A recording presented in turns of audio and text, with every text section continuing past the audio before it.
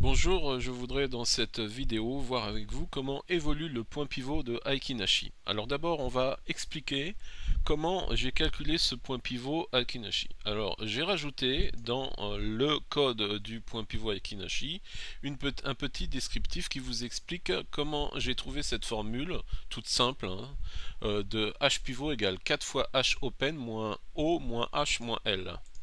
Alors je vous lis le commentaire avec vous. Le cours de clôture à Aiki-Nashi, on le sait, il est égal à le cours de clôture plus le cours d'ouverture plus le cours le plus haut plus le cours le plus bas, le tout divisé par 4. Donc c'est un prix moyen. Pour atteindre le point pivot qui va faire changer la couleur du chandelier à Aiki-Nashi, le cours de clôture à Aiki-Nashi, d'accord, qu'on appelle HA close, doit atteindre le cours d'ouverture Aiki-Nashi HA Open. Donc la question est de connaître le cours de clôture normal et non Aiki-Nashi qu'il faudra atteindre pour que le cours de clôture Aiki-Nashi soit égal à son cours d'ouverture. D'où l'équation suivante, le cours de clôture Aiki-Nashi doit être égal au cours d'ouverture Aiki-Nashi. À ce moment-là, donc, nous sommes dans un point pivot, dans un niveau de point pivot, et si le cours de clôture Aiki-Nashi descend sous le cours d'ouverture Aiki-Nashi, on aura un chandelier rouge, alors que si le cours de clôture Aiki-Nashi se maintient au-dessus du cours d'ouverture Aiki-Nashi, on aura un Aiki-Nashi vert. Donc vous avez l'équation suivante.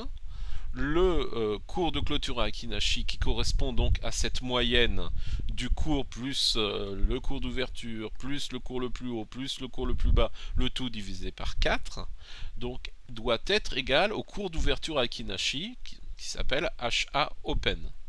Alors ça revient à dire que le cours plus le cours d'ouverture plus le plus haut plus le plus bas doit être égal à 4 fois le cours d'ouverture à Aiki-Nashi.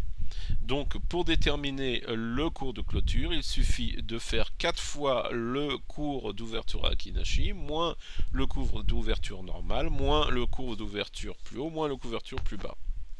Alors qu'est-ce qui se passe vu cette équation ? Ce qui varie, c'est le cours le plus haut ou le cours le plus bas. Vous êtes d'accord avec moi puisque HA Open donc, est toujours le même et également le cours d'ouverture de la journée va être toujours le même. D'accord ? Donc, donc le cours d'ouverture reste le même et HA Open également. Donc qu'est-ce qui va changer ? Qu'est-ce qui va faire varier le point pivot ? C'est uniquement si on fait des plus hauts ou si on fait des plus bas dans le chandelier. Alors, si l'on fait un plus haut et que le cours donc augmente, d'accord ? Si on fait un plus haut, le cours va donc augmenter. Le point pivot va encore plus baisser. Par contre, si on fait des plus bas et que le cours diminue, le point pivot va remonter. Pourquoi ? Parce que étant donné que le plus bas va diminuer, donc vous comprenez bien que la soustraction va être moins forte et donc automatiquement le point pivot va remonter. Alors voilà donc la base et c'est ça qui fait évoluer Aiki-Nashi. Alors bien évidemment, ce qu'il faut surveiller en premier, l'alerte, c'est de regarder les plus hauts et les plus bas. Et à ce moment-là, donc, on est prévenu et on voit comment évolue le point pivot jusqu'à ce qu'à un moment donné,